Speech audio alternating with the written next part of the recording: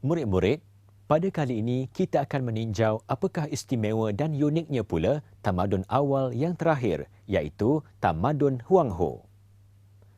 Seperti dalam tamadun awal lain, sungai juga menjadi nadi utama pembentukan tamadun Huang Ho. Tamadun ini muncul daripada kesuburan tanah yang terdapat di Huang Ho atau Sungai Kuning di bahagian utara China.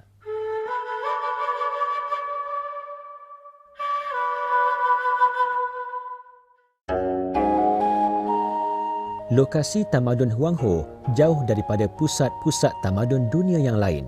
Keunikan tamadun ini kerana fizikalnya yang bergunung ganang dan berpasir. Sungai Huang Ho menjadi nadi utama dalam pembentukan tamadun Huang Ho kerana berperanan menyuburkan kawasan sekitarnya. Tanah yang subur menarik penduduk nomad untuk tinggal menetap dan membina pertempatan. Tapak Banpo merupakan pertempatan awal penduduk Huang Ho. Penduduk menjalankan aktiviti pertanian, penternakan, mengumpul hasil hutan dan memburu.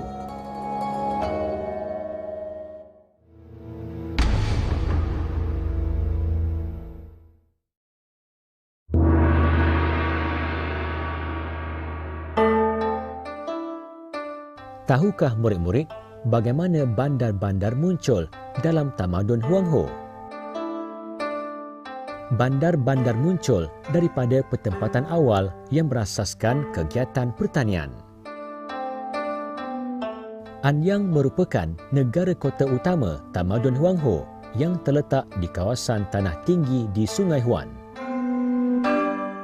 Antara ciri-ciri bandar ini adalah terdapat istana, kuil dan pusat pentadbiran. Raja sebagai ketua pemerintah, dibantu golongan pembesar dan golongan agama. Dilengkapi tembok untuk menghalang pencerobohan musuh. Dikelilingi perkampungan petani.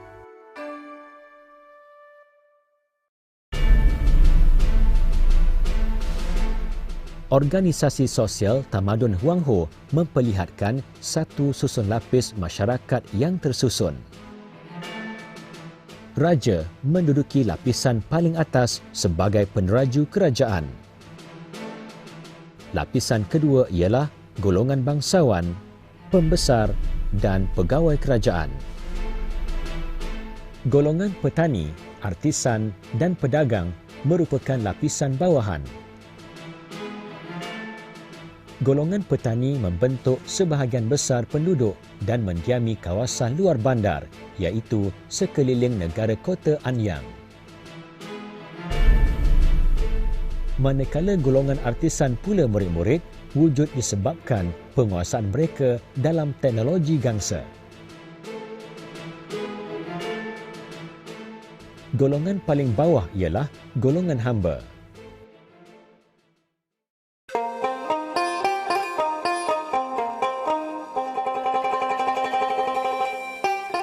Susun lapis masyarakat yang wujud dalam tamadun Huang Ho membawa kepada pengkhususan pekerjaan. Golongan pembesar mempunyai tentera masing-masing.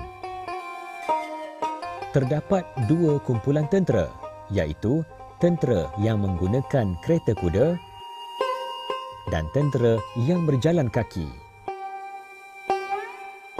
Golongan petani menghasilkan tanaman makanan dan memberi perkhidmatan kepada golongan atasan. Golongan artisan berkemahiran mereka cipta pelbagai barangan tembaga seperti bekas minuman dan makanan, senjata dan barang tembikar. Golongan hamba berfungsi sebagai tentera paksaan, membantu kerja-kerja perburuhan dan untuk tujuan korban dalam upacara penyembahan.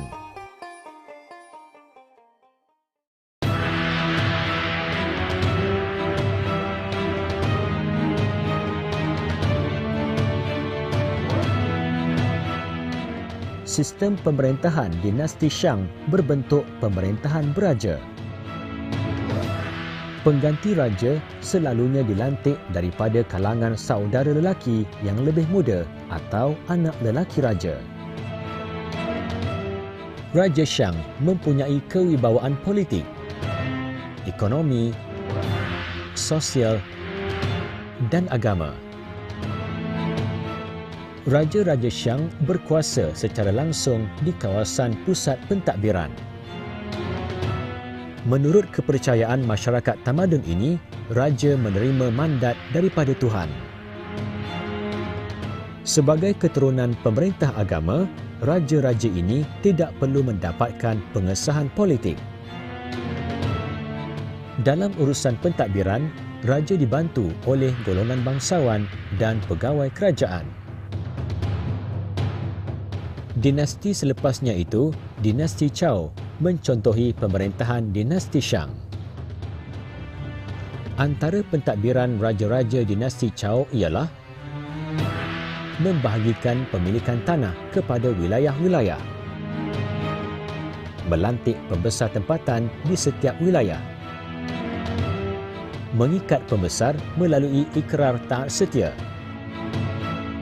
memberikan hadiah kereta kuda, senjata gangsa, hamba dan binatang, dan memberikan hak kepada pembesar sebagai ketua agama upacara korban. Tahukah murid-murid mengapa Raja-Raja Chao melaksanakan pentadbiran sedemikian? Raja-Raja Chao memerlukan taat setia dan sokongan pembesar-pembesar tempatan untuk mengukuhkan kedudukan sebagai raja. Sebagai balasannya, pembesar-pembesar tempatan pula melindungi Raja-Raja Chao dan memberi bantuan tentera pada masa peperangan.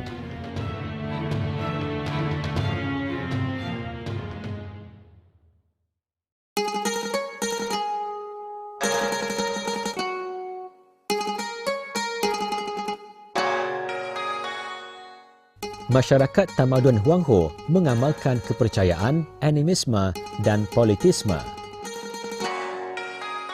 Masyarakat Shang mengamalkan penyembahan roh nenek moyang berdasarkan kepercayaan bahawa nenek moyang menentukan nasib keluarga mereka. Mereka juga menyembah Tuhan Syurga, Shangti, Tuhan Bumi, Tu.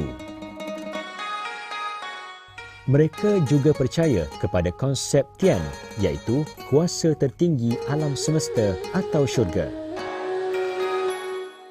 Upacara penyembahan ini melibatkan permainan muzik, tarian dan upacara korban yang diketuai oleh golongan bomoh.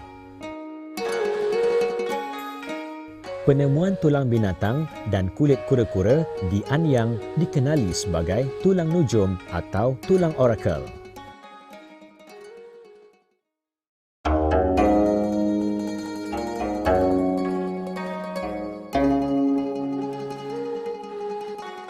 Tahukah murid-murid, amalan penilikan tulang orakel membawa kepada kemunculan sistem tulisan awal di China. Rekahan-rekahan pada tulang ini menimbulkan idea masyarakat Cina untuk mencipta tulisan. Tulisan ini berbentuk ideogram, iaitu tulisan berbentuk simbol. Tulisan ini kebanyakannya mempunyai gambar seperti kanak-kanak, bulan, matahari dan sungai. Namun demikian, tulisan ini mula berubah kepada bentuk yang lebih kompleks seperti yang terdapat pada hari ini.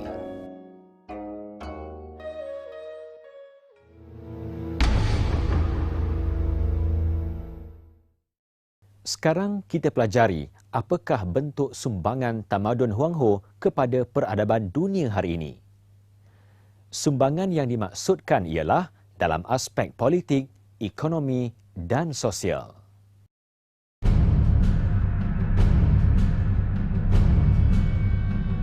Sistem pemerintahan monarki tamadun Huangho diteruskan sehingga zaman dinasti Qing. Perubahan berlaku hanya dari segi gelaran raja yang diubah kepada maharaja. Konsep anak syurga dan mandat daripada syurga masih dikekalkan sehingga abad ke-20. Amalan putaran dinasti juga diteruskan yang diikuti oleh semua dinasti berikutnya.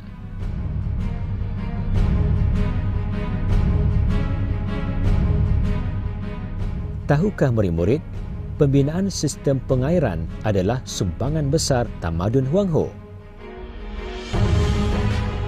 Sejak dinasti Shang, terusan telah dibina oleh pemerintahnya untuk mengairi kawasan pertanian dan mengawal kejadian banjir.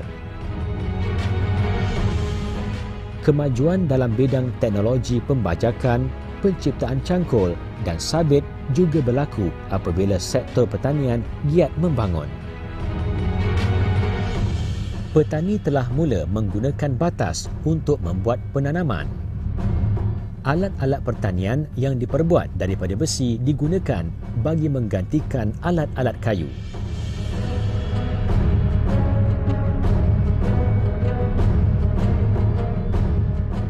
Pemujaan roh nenek moyang yang bermula pada zaman Shang masih diamalkan oleh masyarakat Cina hingga ke hari ini. Unsur pemujaan diteruskan dan disesuaikan dengan peredaran masa. Misalnya, unsur korban manusia digantikan dengan makanan, duit kertas dan barangan perhiasan. Konsep yin dan yang, iaitu dua kuasa yang saling melengkapi, juga masih mempengaruhi masyarakat Cina hingga hari ini. Konsep keseimbangan antara dua kuasa tersebut digunakan dalam ilmu perubatan tradisional bagi membolehkan seseorang berada dalam keadaan sihat. Konsep Feng Shui juga merupakan kepercayaan yang masih dipraktikkan oleh masyarakat Cina.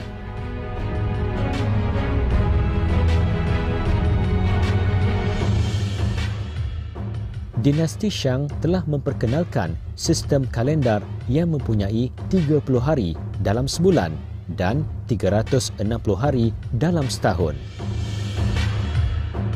Raja menggunakan kalendar untuk menentukan musim menanam dan musim menuai.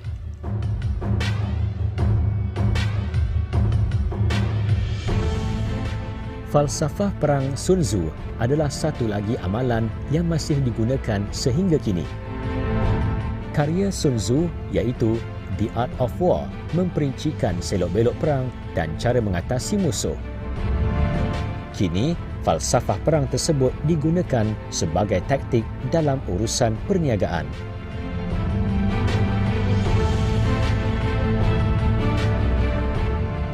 Sumbangan terakhir tamadun Huang Ho adalah sistem tulisan iaitu ideogram. Tulisan ini digunakan secara meluas dalam bidang penulisan dan percetakan serta diajarkan di sekolah sehingga hari ini. Orang Korea dan Jepun juga menggunakan sistem tulisan tersebut.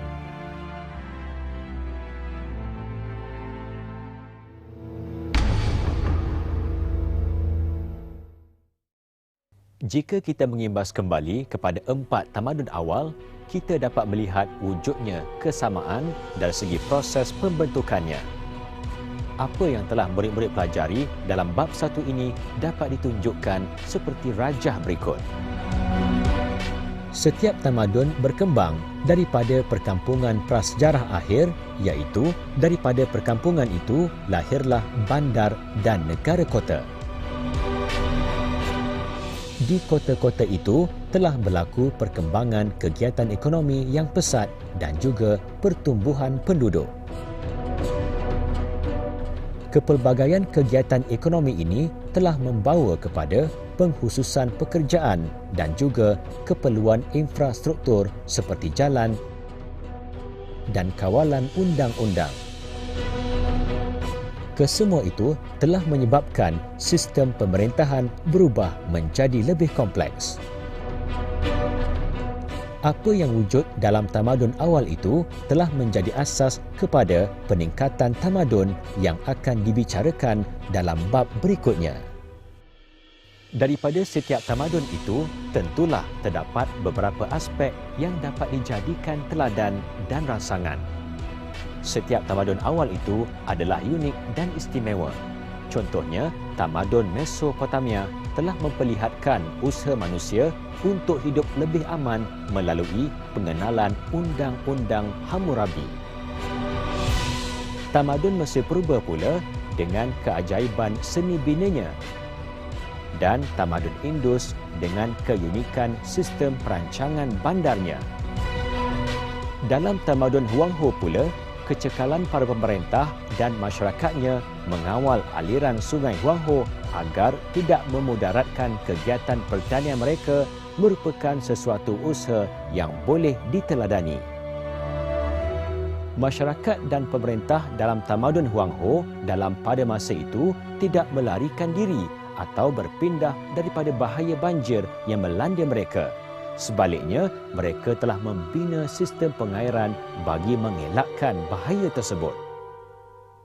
Memang benar murid-murid, setiap kejadian yang berlaku sama ada sungai besar atau gunung yang tinggi tetap mempunyai hikmah dan faedahnya. Hikmah dan faedah itu akan hanya dapat dihasilkan sekiranya manusia bersikap cekal dan bertindak secara inovatif. Sifat dan sikap sebegini masih tetap relevan pada zaman moden untuk membina tamadun masa kini. Sekian untuk kali ini. Jumpa lagi.